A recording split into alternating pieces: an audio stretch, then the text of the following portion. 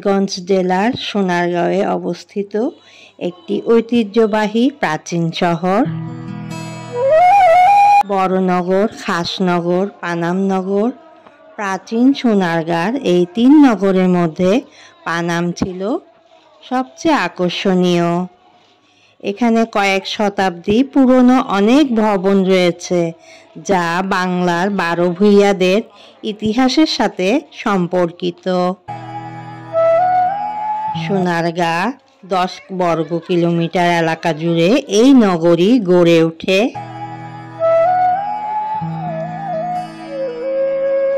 সোনারগাঁ অবস্থিত সোনারগাঁ লোক ও কারুশিল্প জাদুঘর থেকে উত্তর দিকে একটু হাঁটা পথেই পৌঁছানো যায় অর্ধচন্দ্রাকৃত পানাম পুলে।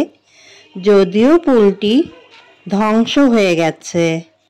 পুলটির দৈর্ঘ্য ছিল 72 ফুট আর প্রস্থ ছিল 15.5 ফুট। মাঝখানটা ছিল উঁচু। এই পুল পেরিয়েই পানাম নগর এবং নগরী চিরে চলে যাওয়া পানাম সড়ক। আর এই সড়কের দুপাশে সারি সারি আবাসিক একতলা ও দ্বিতল বাড়িতে ভরপুর পানাম নগর।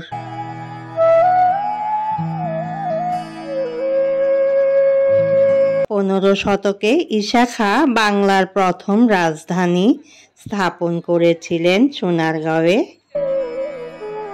পূর্বে মেঘনা আর পশ্চিমে শীতলক্ষ্যা নদী পথে বিলেত থেকে আসতো বিলাতি থান কাপড়, দেশ থেকে যেত মসলিন। শীতলক্ষ্যা আর মেঘনার ঘাটে প্রতিদিনই ভিড়ত পালতোলা নৌকা।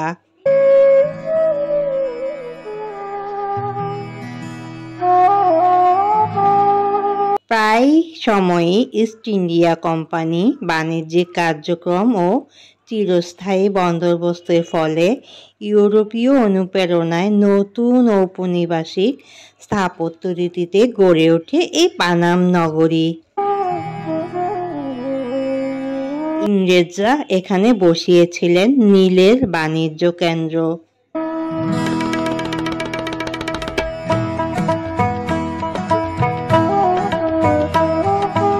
একবার পারস্যর খ্যাতিমান কবি হাফিজকে আমন্ত্রণ জানিয়েছিলেন তৎকালীন বাংলার সুলতান গিয়াসউদ্দিন আজম শাহ।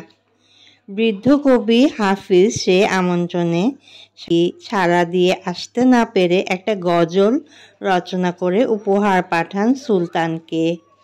এই গজলের সূত্র ধরেই ফার্সি এক পর্যটক এসেছিলেন সোনারগাঁতে আর মুগ্ধ হয়েছিলেন পানাম নগরীর সৌন্দর্য দেখে।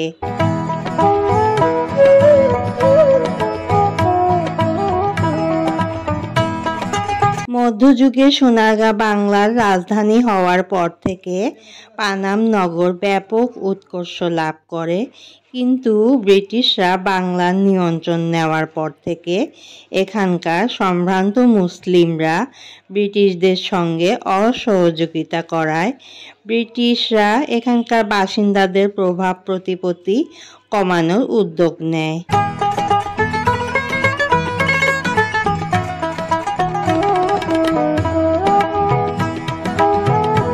ব্রিটিশদের সঙ্গে সহায়তা করেনি তারা ক্রমে এই এলাকা ছেড়ে চলে যেতে বাধ্য হয়।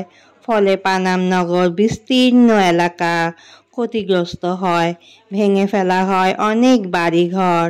এভাবে পানাম নগরের বিস্তীর্ণ এলাকা ধ্বংস হয়ে যায়। বর্তমানে পানাম নগরে রাস্তার দুই ধারে পুরনো সব ভবন দেখা যায়। তা মূলত ব্রিটিশদের সহায়তায় গড়ে উঠেছিল। 19 এবং 20 শতাব্দী হিন্দু উচ্চ বর্ণের ব্যবসায়ীদের তৈরি। ব্রিটিশরা যখন চলে যায় তখন এসব ব্যবসায়ীদের প্রতিপত্তিও হ্রাস পেতে থাকে, ফলে ভবনগুলো ক্রমে পরিত্যক্ত হতে থাকে।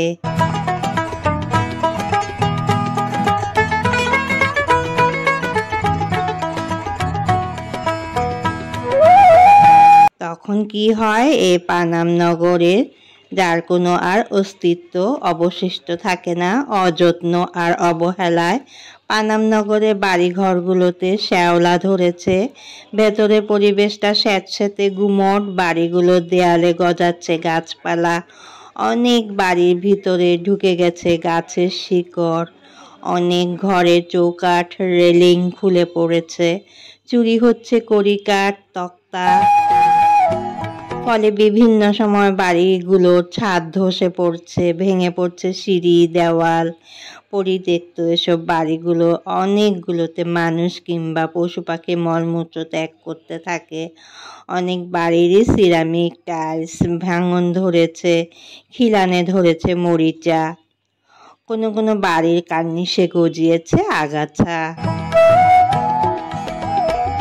এভাবেই 2005 খ্রিস্টাব্দে দুটো বাড়ি ধ্বংসের মুখে পড়েছে, সম্পূর্ণ ধ্বংসই হয়ে গেছে।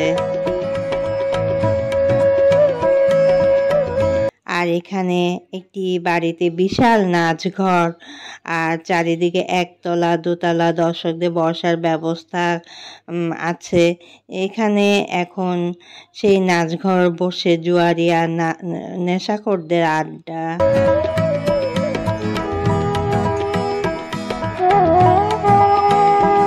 তো পুরোটা পানাম নগরী এখন শুধু স্মৃতি হয়ে আছে। এই ধ্বংসাবশেষ দেখতে অনেক অনেক বন্ধের দিনে মানুষরা দেখতে চলে যায় এবং উপভোগ করে পানাম সিটির সৌন্দর্য আর এর ইতিহাস উপলব্ধি করার চেষ্টা করে। তো আমিও গিয়েছিলাম ওখানে আমার মেয়েদেরকে নিয়ে, অনেক ভালো লেগেছে পানাম সিটির সৌন্দর্য। এই সৌন্দর্য স্মৃতিটা তুলে ধরে রাখলাম আমার ক্যামেরার মাধ্যমে। আমার ভিডিওটি কেমন লাগলো অবশ্যই ছোট একটি মন্তব্য করতে ভুলবেন না।